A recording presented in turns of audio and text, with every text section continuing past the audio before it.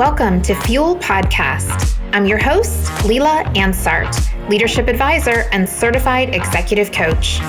On this podcast, you'll hear the stories of successful individuals and how they were able to overcome adversity by channeling strength from an internal driving force. My mission?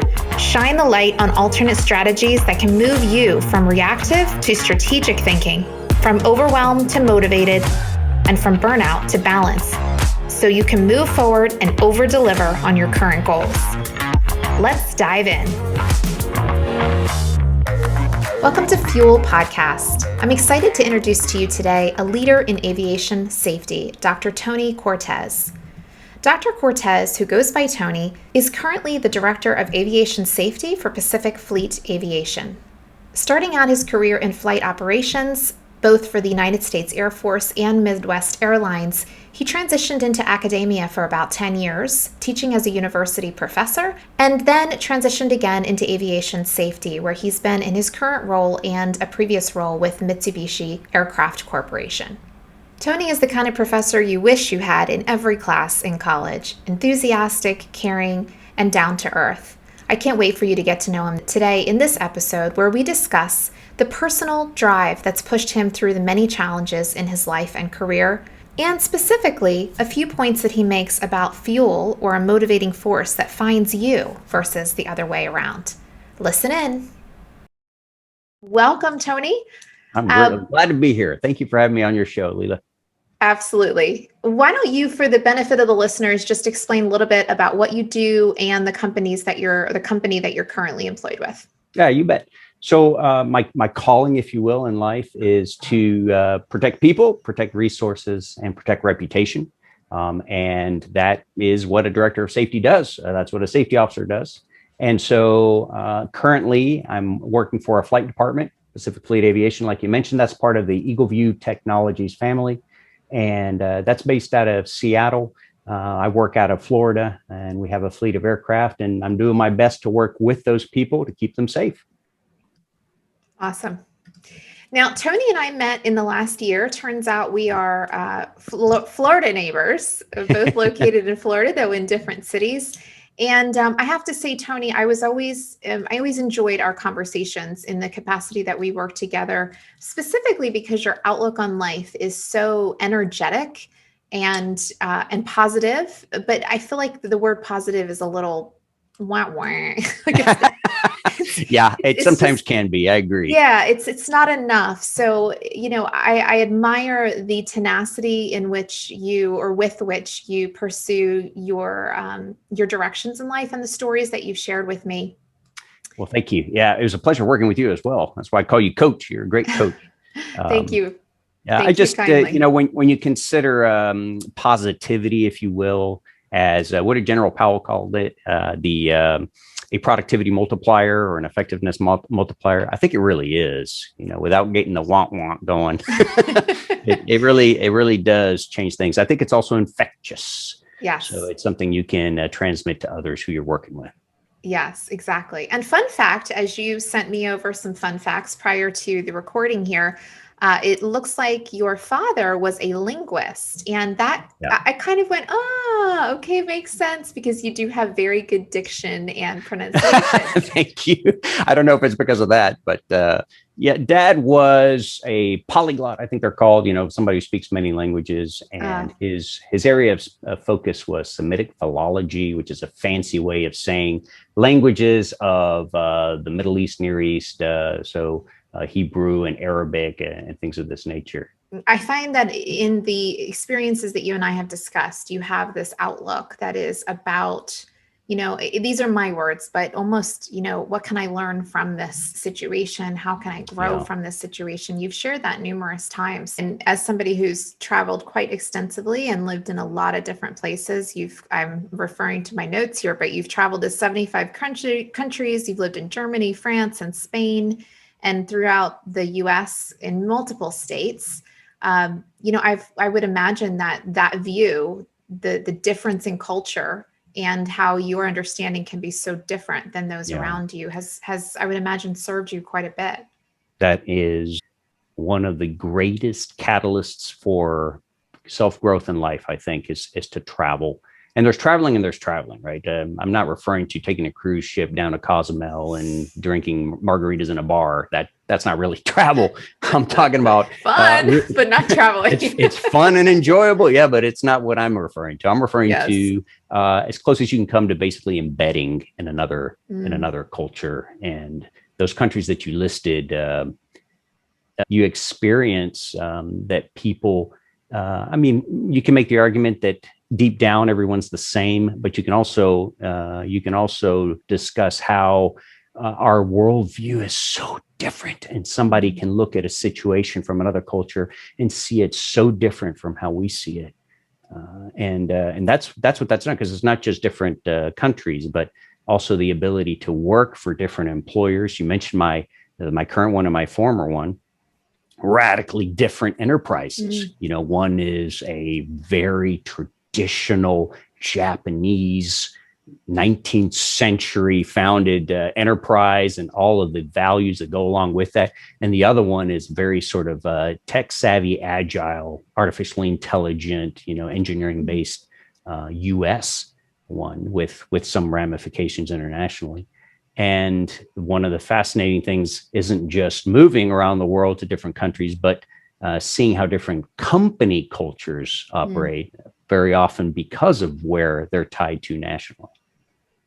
Yeah, absolutely. I would imagine that, one, having those different experiences gave you great fodder for empathy, for self-reflection, and the ability to see beyond yourself.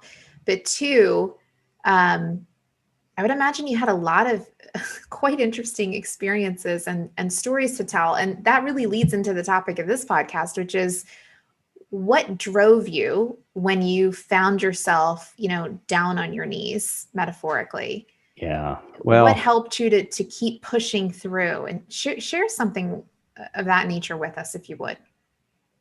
So we've all had experiences with adversity in one form or another.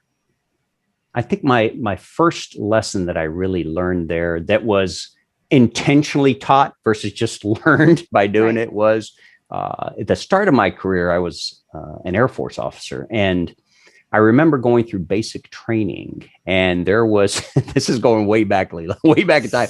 There's this one time during basic training where my group of cadets had performed very, very poorly. And at 2 a.m, we were dragged out of the barracks and punished because of it.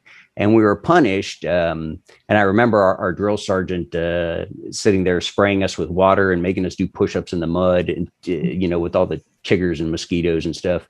And then he had us go all the way down in the puddle. And he started telling us how we had scored the bottom of all the possible teams and stuff like that. And then there was this big dramatic pause. And he said, "You lucky bastards." Okay. And I knew we were all confused. Did we just hear what we just thought we heard? And then he went on to explain how when you hit rock bottom, there's only one direction to go, and there's very little decision making is required. And so there is nothing but up after that. That gave me pause, and it was, like I said, an intentional teaching moment. But I have seen that, and it ties directly into aviation. It ties directly into any other high consequence setting. And what I mean by high consequence setting is something where the stakes are very, very high, where small errors and mistakes can result in very big negative results, because the people in those settings know that, be they surgeons, first responders, aviators, merchant mariners, et cetera. They know that. And therefore, that resilience of prevention and the resilience of recovery, is where I'm getting at here, is so critical. When you make a big mistake and you hit bottom, or you think you've hit bottom, that imperative need to focus on that immediate recovery instead of dwelling on the error is just fundamental, right? And so I'm thinking of the surgeon when the surgeon makes a mistake in the middle of an operating room, and maybe the assisting physicians or the nurses notice that mistake, that ability to acknowledge what has just happened and immediately transition to improvement and the next step and focus exclusively on that resilience. I think that's kind of what was taught to me at 2 a.m. in the mud that morning. And it kind of laid that foundation for me to grasp these concepts going forward that have proven very, very helpful. I'm loving how you said focus on the immediate recovery instead of dwelling on the error. And I think that is, if all of us could take that life lesson, even as much as we feel that we have it. I feel I'm a highly resilient person based on the challenges and adversity I have faced, but yet that phrase is still so inspiring because it makes you say, there's even more improvement to be had. And I find that I say that the way that I describe that is by shifting your focus. I see it, I'm very visual. Yeah. So I see it as the direction that you're facing, the way that you're turning your head. Are you turning to the left where you're focusing and dwelling on, admiring and marinating? Right. And oh my God, I can't believe this happened, or I did this, or this happened to me, or however it is that your situation dictates, to shifting your head and literally turning your head the other way and saying, no, I'm going to change now and look for the recovery, look for the learning here and the solution. The fact that you tie this to vision intrigues me, Leila, because, as predators, our binocular vision, we're looking straight ahead, right? And the herbivores tend to have the eyes so they can see the predators coming up behind them, kind of thing. And it kind of, for some reason, I thought of that when you were mentioning this, because we need to be, in that sense, aggressive predators in terms of our resilience versus the herbivores waiting to be taken out by the jackals or the tigers, and stop looking back and start looking forward. And, here's the thing, though. I recognize that this is so easy to say on a beautiful sunny afternoon. And it's very, very hard to have that mindset when you are down in the mud at 2 a.m. Unless you have a good team around you, right? And maybe that team is your fuel.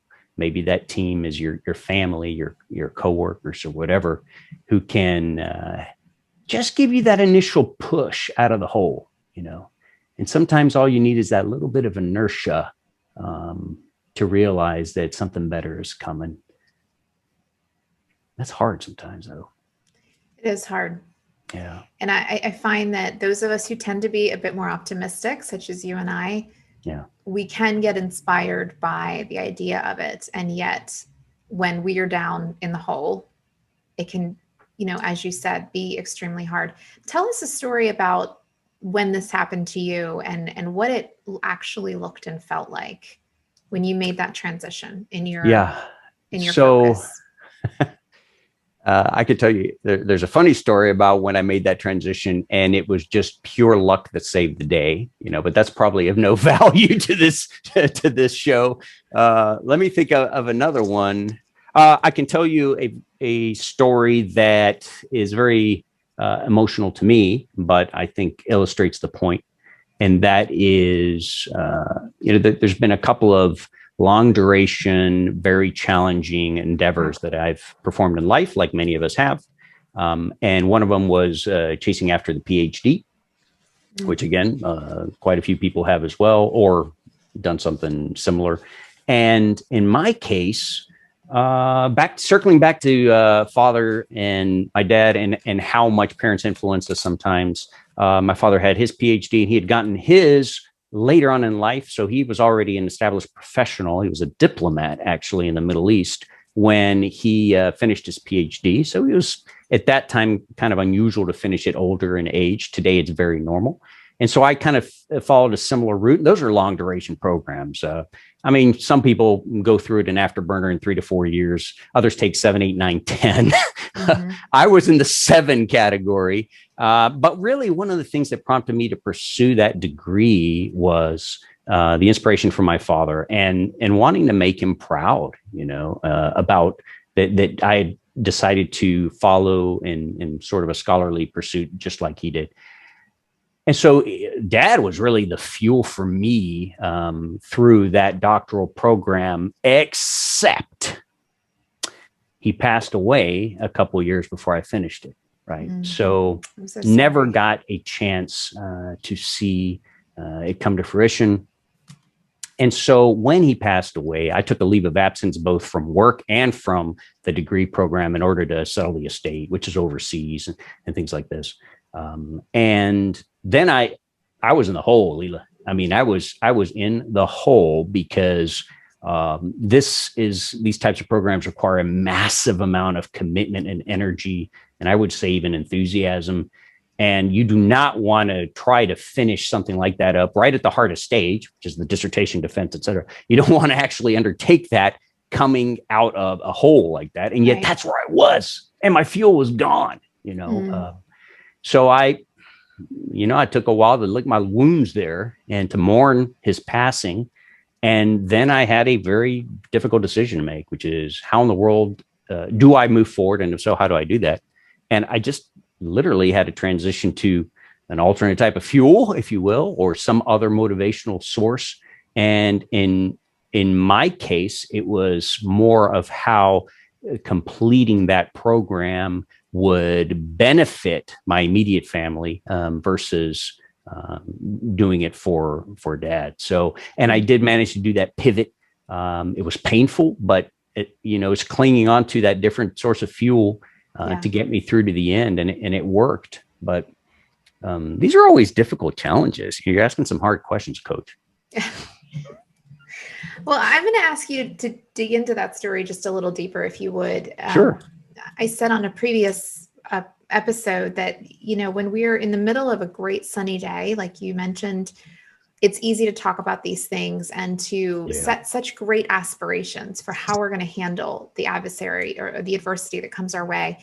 And yet when we get knocked down, it's quite easy to lose that well-intentioned choice in just the sadness or the grief or the anger, depending on, what the situation is. So for you, that's right. I've lost family members that have been, very dear to me. So I know what that pain is like. And it's not something you can rush your way through in terms of recovery. So if you would, and I don't mean to dig too much here, but share with us kind of where you felt internally something was shifting in regards to that fuel source changing. Well, everything's interconnected, isn't it? And so it wasn't just the loss of the family member. It was also a deep moment of reflection of, well, I'm entering a new phase in life, and how does that impact the rest of the family? How does that impact me professionally? And very important, how does that impact what I want out of life? And so it does take its own timeline, doesn't it? It's interesting you should mention that. It's very hard to force it. That sort of personal change in some ways remind me of cultural change, when you're trying to change the culture of an organization, if you're an executive or some type of corporate leader. And it's almost like pushing against cooked spaghetti. It's kind of it has its own timeline, and you can actually even damage it by trying to push it too fast. And I think maybe that's true of personal growth as well. What would have helped? A facilitator to guide my thinking in that way. I had to basically just figure it out on my own. But somebody who can see the forest versus just the trees in front of you in the forest, somebody who can provide that perspective. Sometimes they're therapists, sometimes they're coaches, sometimes they're friends, family, whatever. That would have been very helpful looking back versus just kind of going out there and trying to find things with your hands while blindfolded. I don't know. I don't even know if I came remotely close to answering your question. No, you didn't, and you did. So we're good. If you say so. As I was asking the question, I was, thinking to myself, this is definitely a hard one to answer. And I think that actually speaks to the answer if you consider it. Mm-hmm. I don't know that when we're in the middle of such a deep adversity and a deeply emotional one, such as losing your father would be, that we can necessarily find the defining line when our positioning shifts. So the loss of someone you care a lot about is a crisis moment. And I'm not too familiar with that, but I am familiar with other crisis moments. As we mentioned, these sort of high consequence environments when people face crises, be they, if you're a surgeon and the patient starts to flatline, or be it if you're a pilot and an engine catches fire, or be it, if you're a first responder and, your fire truck hits an electrical cable over the road and electrocutes, that kind of thing. So how you react in that crisis moment, there is a lot of science around that, and there are accepted ways through that to produce best outcomes. But I don't think I've ever been exposed to using those learnings into personal situations like the one we've discussed. That would be very interesting. I mean, I can tell you from experience, pilots have mental scripts that are rehearsed in case things like that happen. And then those mental scripts are backed up, if you will, by either electronic or paper checklist or whatever, because there's a lot going on and there's some important stuff that you can't exactly forget. And I know medicine's made a lot of improvements based on some of these concepts from other industries, be it the nuclear one or the transportation sectors, et cetera. But that would be intriguing if we came up with sort of a mental script or emergency procedures for personal life. Never thought about that, actually. I love that you just said that. Emergency procedures for personal life. That might be a good book title, Tony. Yeah, that's right. Well, what's interesting is, again, going back to these high consequence environments, these emergency procedures sometimes are just called EPs. And the most dreadful ones to handle are the multiple or compound EPs, where you have more than one happening at the same time. Right. And that can happen in life, and they happen constantly, be it you find out that a loved one has cancer at the same time that you find out that another loved one is addicted to drugs, or these things do happen. These compound EPs do happen in personal life. Yeah. I think what I found in that, having been through many of these personally, these high consequence situations, as you call them, is it really comes down to focusing on what you can control. Right. Certainly, there's not a whole lot you feel you can control when you lose someone that you love. But in other types of situations, more specifically, a loss of a job, or loss of clients, or loss of your health, even. To be able to say, okay, I cannot control this piece of it. And in essence, that's kind of the turning of your head to focus. Which direction are you going to go? Whether it's a failure or the circumstance that's happened to you. I can't control it. However, there are more than likely lessons to be learned there. So focus on it to learn the lessons. Right. And do that in a facilitated manner, as you mentioned, if need be, if you're having a block doing that yourself in contemplation. But what lessons can you learn there that you could take into your future with you, and then shift your focus the other direction and focus on that solution and enacting and focusing on the things that you can control. Yeah, it is amazing it's wonderful. As the former educator in me really appreciates the fact that you are focusing on lessons that can be learned and applied in the future, right? And one of the things that I've been thinking a lot about lately is, as I face situations, how would I have faced them differently 10 years ago, 20 years ago, 30 years ago, and it's very interesting to think of how the 20-year-old me versus the 30-year-old me versus the 40-year-old me would have handled a situation versus now. Yeah. Not necessarily worse sometimes, by the way. So that's kind of interesting, but I think usually worse than I would now. With age comes knowledge. Yeah, comes knowledge. And you also, it's very interesting. You also forget about some of this stuff. And but here's where it really is curious, especially if you're leading across generations, right? Is how difficult it can be to remember the way that I thought 20 or 30 years ago. It was very different. It really was. And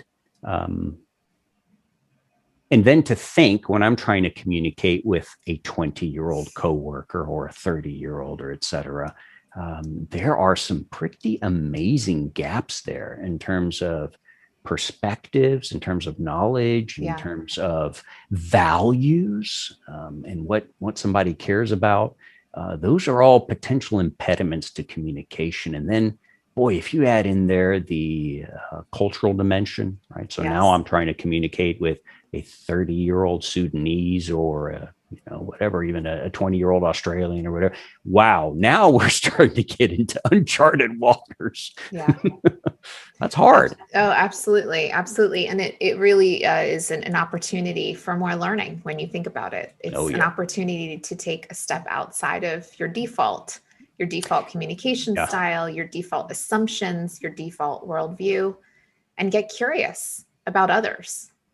We have a saying in the safety profession that it's very good to learn as long as it's not a whole bunch of learning all at once. Right? I can agree with that. Yeah, that means something really bad has happened. That's a good one. So, Tony, when we were chatting prior, you said you talked to me a little bit about this concept around fuel that finds you versus the other way around. Would you share what you were discussing about that? So the examples I've cited thus far are ones where you're almost intentionally seeking out a fuel source. It's almost like you're scavenging for firewood or, kindling or something out in the woods to build a fire for fuel.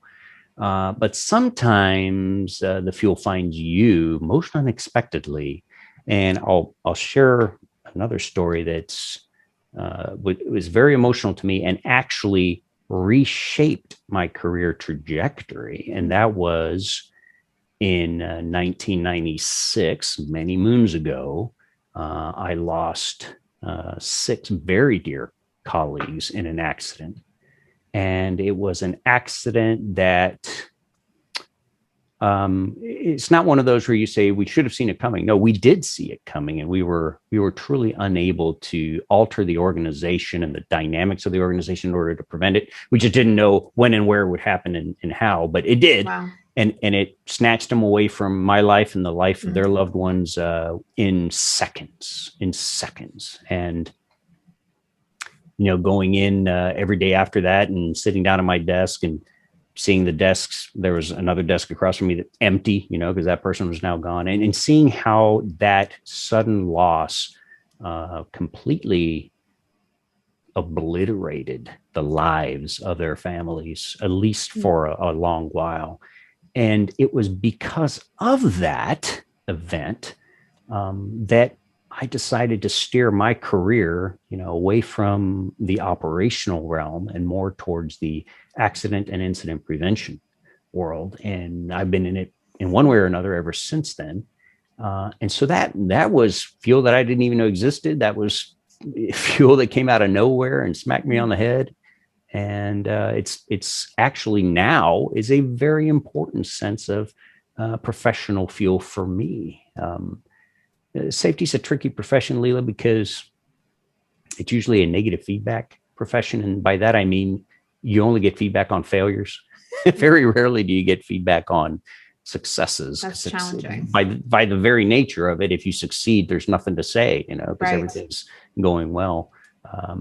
So you have to operate on faith that your efforts are making a difference. And occasionally you do get some positive feedback. Somebody recently said, you said X during training. And I thought of that when I was in this new situation that was dicey. And I made a decision in one direction instead of the other because of that thing you said, a month ago. Wow, that's a rare moment of appreciation. Yes. It's purpose that found you. It's purpose. Yeah. Calling. And it was, safety is a profession. I'd like to think of it as a noble profession because you're doing things for others in a very service-like way. And it was something that honestly, I never had any interest in whatsoever. And yet, when you realize that there are actions that can be taken to make not just a little difference, but a tremendous difference in the life of others, huge. then it kind of strikes you again, coupled with aging, right, and coupled with new perspectives on life. It kind of has a significant purpose around it. When you wake up in the morning, you're not just waking up to make a buck. You are waking up to make sure somebody else goes home for dinner that night. That's pretty cool. That's incredible. And I just want to thank you publicly for all welcome. Of the safe flights that many, many, many people have taken based on your efforts and those that you've influenced. I hope that's true. And I appreciate you saying that. I hope that's true. It's an interesting profession, and it by no means is the only profession out there that's doing these things. But it's really neat. I work for a company now where everyone values that. That's not necessarily the case elsewhere. Yeah. In fact, I'm very familiar with some companies where it's just the opposite. It is seen as an obstacle. And then if a catastrophe occurs, the finger pointing commences, and sometimes the organization disappears very quickly. And what was considered the obstacle is then, after the fact, realized as being not just the proper thing to do, but the imperative action to take as well. Yeah. Well, may there be more companies who value the safety function, the safety position in the company, and less of the former. That's right. It is incredible how sophisticated some parts of the world have become in terms of safety. When going back to the 1990s, which was a key decade for just to speak of the airline industry, for the airline industry in the United States, where we had a series of greatly catastrophic accidents, and in some cases with very little respite between them, boom, boom, boom. And today it is very hard to think of a major U.S. airline accident that has happened over the last few years. It's hard to think of because there hasn't been one. That's pretty major, or at least depending on how you categorize an accident. That's pretty amazing. It's so easy to forget how bleak things used to be. Yeah. And there's other parts of life where it's still a problem. You look at the rail industry, the surface transportation, you look at medicine, you look at, where there are accidents that are occurring in great numbers.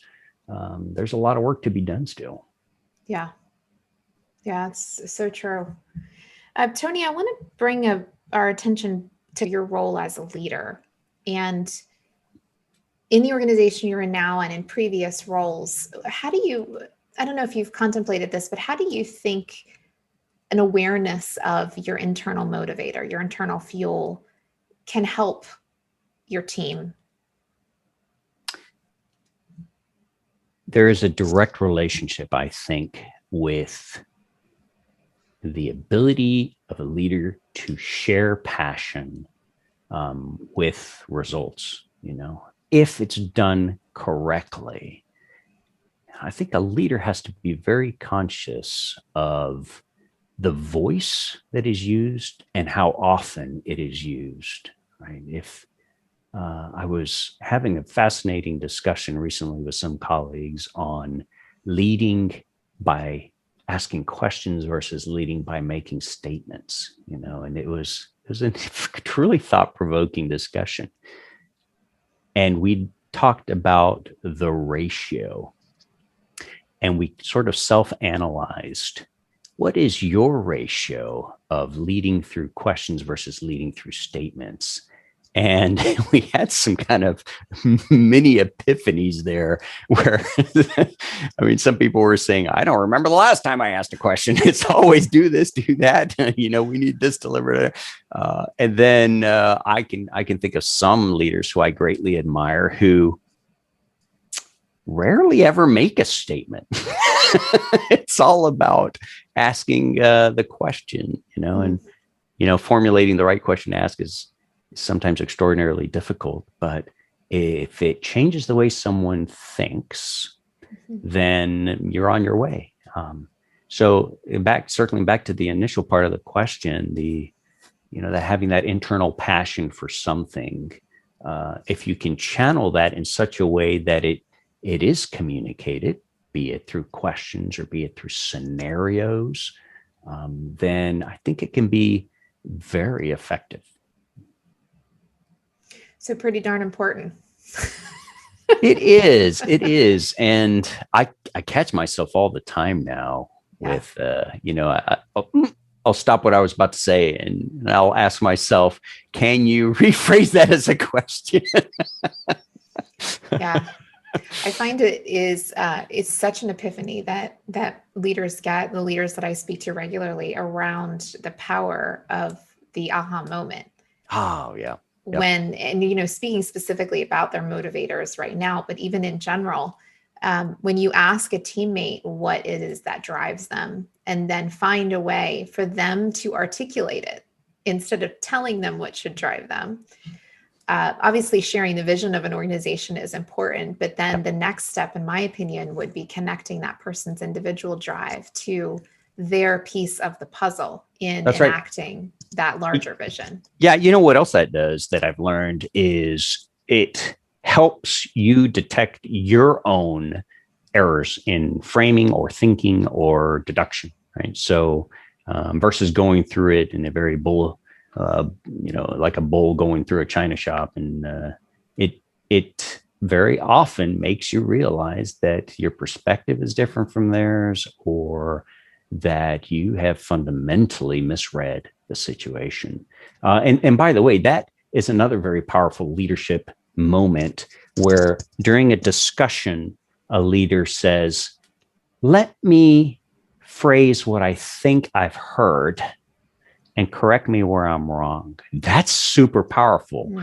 It's a kind of a version of a question almost, right? And very often the leader will say it, right? And people will go, yeah, that's it. You've just put into words what we're all thinking. And sometimes they'll go, no, that's not exactly what we meant. We were talking about that. Mm-hmm. And so that aligning, which is, by the way, alignment's one of our core values in my current organization. And I'm learning what that means now. And that alignment can be extraordinarily valuable for decision-making. Mm-hmm. And by the way, back to the aviation aspect of this, Leila. So when you fly a crewed aircraft, so an aircraft with more than one pilot, it could be, I've flown some that we had 12 crew members on board, and you're facing one of these crisis moments, an EP, you're doing an EP, an emergency procedure. It's very important for the leader of that crew to periodically circle back and rephrase the problem that they're working on. Because with so many minds go in different directions. And I've been in situations before in EPs where a few minutes after commencing to work the problem, all of a sudden you have 3 different problems being worked, none of which are the ones that you started with, right? And everybody's working on these very diligently and with the best of intentions. And so it's up to us as leaders to resync them, right? And bring them back together and say, okay, remember, this is the problem we're trying to solve very specifically. And they'll be like, oh, that's right. Right. Because these are complex endeavors and it's very easy to get sidestepped. You think of NASA and some of the things that they have going on, or on the International Space Station or on Mars with Perseverance and the opportunity and all these incredible space probes, and what mission control looks like for that, and the capability of leaders there to focus the team on the right problem, not just that, on the right steps to the problem at the right time. Yes. If you mess up there, you're losing a multi-billion-dollar asset and the potential for incredible scientific discovery. So you got to get it right the first time. Right. I'm always hearing these lessons and tying them back to our personal resilience. You said mission control, which is a really cool term if you actually think about it in regards to yourself. Yeah, that's true. If you think about your own ability to persevere as the voice of mission control, the one who is, trying to navigate through all of the storms and all of the pieces and the millions of switches on the computers in front of them. Can you tell I'm not in aeronautics or space? You're doing just fine. Yeah. But I mean, it just, in terms of relating that metaphor back to when we feel like it's a freaking tornado swirling around us of all of the things. Well, then tying back into where would mission control have me go here? So one of the most clever things about mission control is traditionally there's been someone designated as the CAPCOM, the capsule commander, I think is what it stands for, the one person who speaks to the crew. And can you imagine, mission control can have 100 people, depending on the type of mission and what you consider mission control, not necessarily maybe what's just in the one room you see on TV.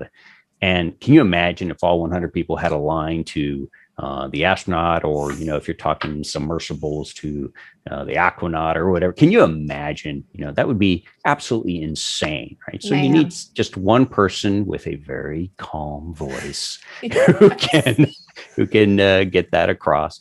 I sometimes, by the way, think of the 911 dispatchers and what their lives are like, and would love to know more about the training that they receive on listening and on calmness and projecting calm and taking complex situations and making them actionable. I don't think we pay those people enough, by the way. That's another conversation. Oh, I would 100% agree. 100%. Another conversation. Yeah. Tony, this has been fascinating. As always, we could talk forever. I enjoy it. I do as well. As we wrap up here, I wanted to ask you to share something that not many people know about you. Okay. So for public settings, I'll share this. So that is key. That is key. Yeah. The other one was very humorous, but slightly inappropriate. I